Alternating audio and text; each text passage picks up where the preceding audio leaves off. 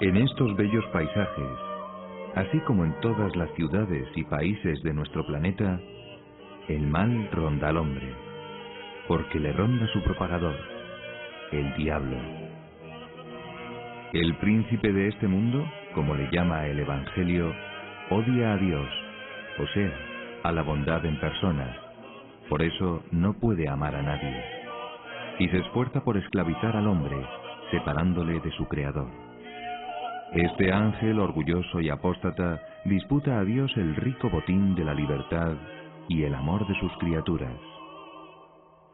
Toda la historia del mundo cruje por la influencia nefasta del tentador, que lucha por arrebatar a Cristo las almas redimidas por él en la cruz.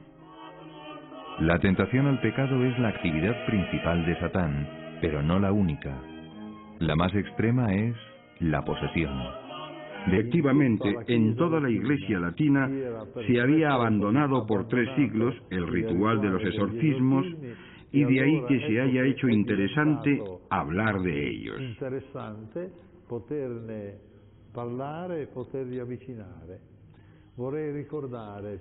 Quisiera subrayar que el nuevo impulso dado a la reanudación de los exorcismos se vio favorecido por 2 acontecimientos importantes.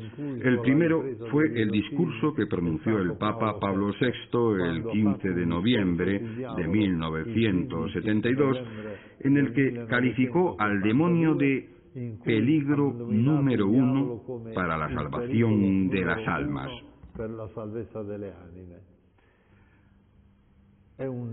Fue un discurso que tuvo un gran eco y hasta provocó escándalo en aquellos para quienes el diablo es una figura mítica y no un ser real.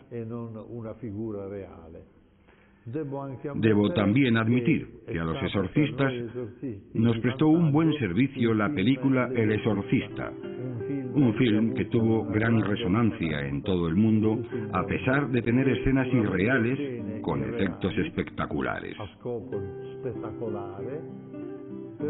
Pero logró difundir de nuevo la palabra exorcista y la figura de ese sacerdote que tiene el poder de expulsar al demonio. Mientras que ahora entre nosotros, en toda la Iglesia Católica Latina, encontrar un exorcista se ha convertido en una tragedia. Es dificilísimo. Mismo hay una demanda, un dato lo puede aclarar. En Francia, que es un país muy racionalista, pues en los últimos años han nombrado 90 exorcistas, lo cual da un índice de la demanda tan tremenda que hay. Hay países donde este ministerio está bien atendido, como es en Italia, pero hay otros países donde hay muy poquitos exorcistas y poco conocimiento de estos fenómenos. En esta materia, además de la liberación de los espíritus inmundos, hay que tener en cuenta que esto es algo novedoso en la historia de la humanidad. Nunca ha habido ni siquiera los profetas expulsaron demonios. Los profetas hicieron milagros. Elías y Eliseo incluso resucitaron muertos, pero nunca expulsaron los demonios. El primer exorcista de la historia de la humanidad es Jesucristo. Y él dio este poder a sus apóstoles. Es un poder que da a su iglesia. Y cuando en la ascensión se despide, dice, lo recoge Marcos en el capítulo 16, los que crean, no solo los sacerdotes, sino los que crean, expulsarán demonios y sanarán enfermos imponiéndoles las manos. Los que crean. A los ministros, es decir, a los obispos, presbíteros y diáconos, por la ordenación reciben este poder. Lo que sucede es que, como ha habido un abandono de este ministerio, tanto de sanación como de liberación, pues eso es un poder muy desconocido. En los seminarios muy raramente se enseña a los candidatos al ministerio ordenado, muy raramente se les enseña que tenemos ese poder.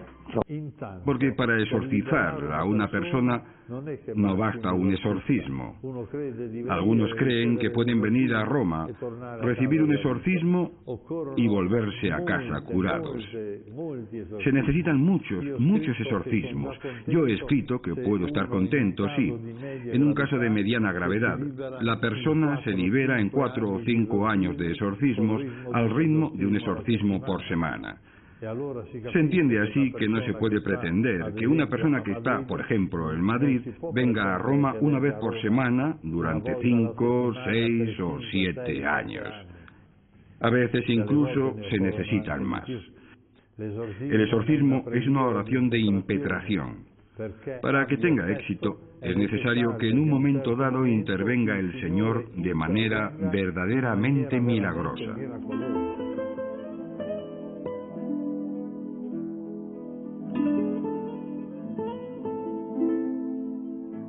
Allí donde no hay exorcistas, trato de poner a los interesados en contacto con los grupos de renovación carismática católica que no hacen exorcismos, sino oraciones de curación y liberación. También estas oraciones son eficaces porque Jesús dio el poder de expulsar demonios con la fuerza de su nombre a todos los que creen en él. La diferencia es esta, que el exorcismo es una oración oficial hecha en nombre de la Iglesia, con la autoridad de la Iglesia, y por sí es más eficaz, más fuerte. En cambio, la oración de liberación es una oración personal, pero si se hace con fe, también resulta muy eficaz esta oración de liberación que pueden hacer todos los que creen en Jesucristo, sean hombres, mujeres, niños o adultos.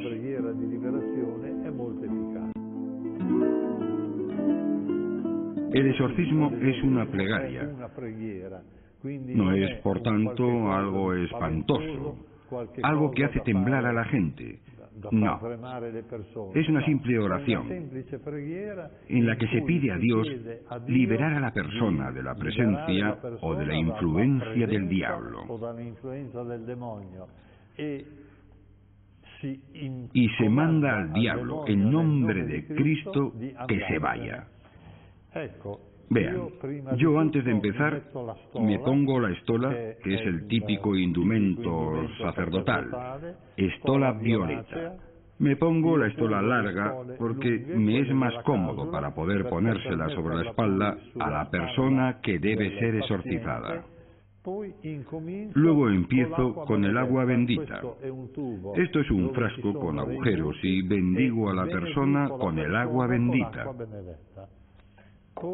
Luego le hago besar el crucifijo. Yo uso un crucifijo en el que está inserta la medalla de San Benito, que contiene varias frases contra el demonio. San Benito no era exorcista, pero era un santo, y sabemos que los santos liberan del demonio aún sin ser exorcistas. Es interesantísimo ver cuántos santos, sean hombres o mujeres, han liberado a personas del diablo. Por ejemplo, en tiempos de Santa Catalina de Siena, cuando un exorcista no lograba liberar a una persona, la enviaba a Santa Catalina de Siena, que no era sacerdote, que no era exorcista, pero era santa, y lo liberaba. Para ser exorcista es necesario ser sacerdote nombrado por el obispo. Un obispo no puede nombrar exorcista a un laico, solo puede designar a un sacerdote.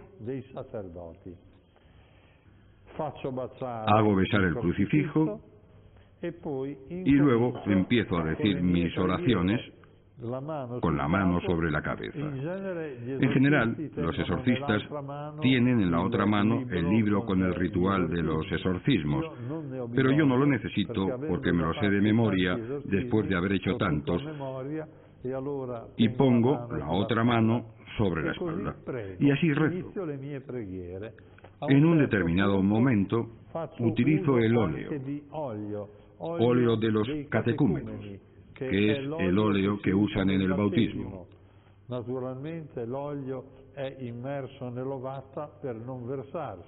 Y unjo con él a la persona.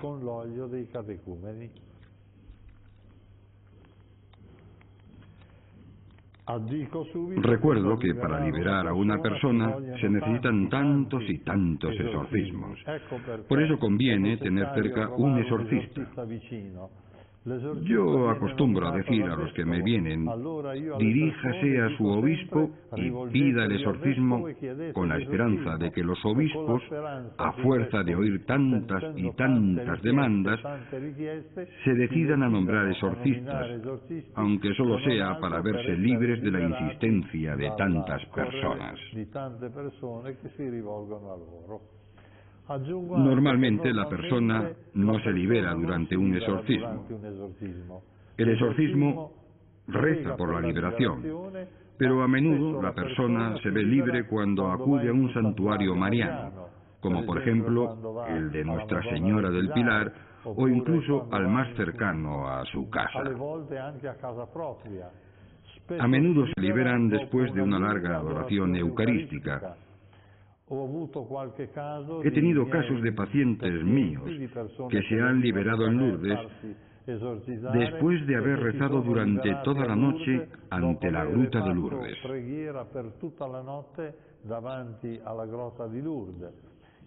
Es importantísima la oración. El Evangelio nos dice que algunos diablos no se echan sino con la oración y el ayuno. Naturalmente es importante que rece la persona interesada, que recen sus familiares y que se haga rezar a comunidades religiosas o grupos de oración. Porque la liberación del demonio es fruto de una intervención extraordinaria de Dios que se obtiene mediante la oración. En sustancia, la oración del exorcismo se resume en una frase: en nombre de Jesús, Satanás, vete. Porque se basa en este poder que Jesucristo dio a los apóstoles, después a los 72 discípulos y finalmente a todos los que creen en Él. En mi nombre expulsarán a los demonios. Por eso lo esencial es la imposición a Satanás. En nombre de Jesús, Satanás, sal. Una de las razones por las que al parecer no abundan los exorcistas es el miedo a la venganza del diablo contra quien le combate. ¿Está fundado ese temor? Después corren muchas historias de venganzas del demonio contra exorcistas, muchas. Son falsas, son mitos que van corriendo y corriendo y al final se hacen grandes. Aunque, para ser honesto, debo decir que alguna vez sí que han ocurrido. Pero si han ocurrido ha sido porque Dios lo ha permitido. Porque Dios lo ha permitido. Si no, no. Yo, por ejemplo, debo decir que hasta que no publiqué mi tratado de demonología, pues nunca me había pasado nada. Y sin embargo, después de publicarlo, pues me empezaron a ocurrir cosas. Un buen día me acuesto después de dar una conferencia, estoy con las manos así, tumbado en la cama, y de pronto veo que se enciende la luz de la habitación, hasta oí el interruptor. Pues alguien pensará, uy, ¿se pondría usted lleno de miedo diciendo el demonio está aquí? No. Dije, vaya, qué poco puede hacer. O sea, realmente, qué poco puede hacer el demonio más que encenderte la luz y poca cosa más. Entonces ya en el mismo ritual se le dice al mal espíritu que de ninguna manera ataque físicamente a ninguna persona presente, y siempre lo ha hecho así. Ha tenido manifestaciones como conatos, pero nunca los ha llevado a obra, a realidad. Sí, en cambio, esto sí, insultos, esto sí. Insultos, agresiones verbales, esto sí. Pero no, en cambio, agresiones físicas. Yo nunca las he visto. Sí, alguna vez, conmociones, saltos, etcétera, de manera que han tenido que sujetar un poco a la persona para que no se hiciera daño él mismo. ¿Cómo se vence a los demonios? Es muy importante que la victoria es con la oración dirigida a Dios. Esto lo aprendí en una ocasión que estaba de paso en una misa al acabar, estuvieron rezando por los enfermos. Y de pronto había una persona poseída y saltaron los demonios. La retiramos porque no se debe hacer liberación en público y estuvimos orando. Y cuando llevaba 1 hora y pico, yo estaba agotado. Yo no era exorcista de esa diócesis y no podía hacer exorcismo, pero hice oraciones de liberación y estaba agotado. Y le dije a la Virgen interiormente: Madre, échanos una mano, porque yo ya no sé qué más hacer para que se vayan estos. Dile a San Miguel que ayude.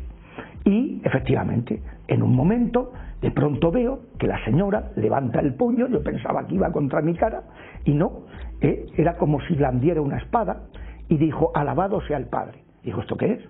Porque indudablemente ella no era voz de hombre, no era, los demonios no dicen esas cosas, y me dice una persona que estaba al lado: Padre, es San Miguel. Y pues alabado sea el Hijo. Entonces me di cuenta de que San Miguel nos estaba enseñando a derrotar a los demonios. ¿Y cómo? Alabando, dirigiéndonos a Dios, no a ellos, sino dirigiéndonos a Dios.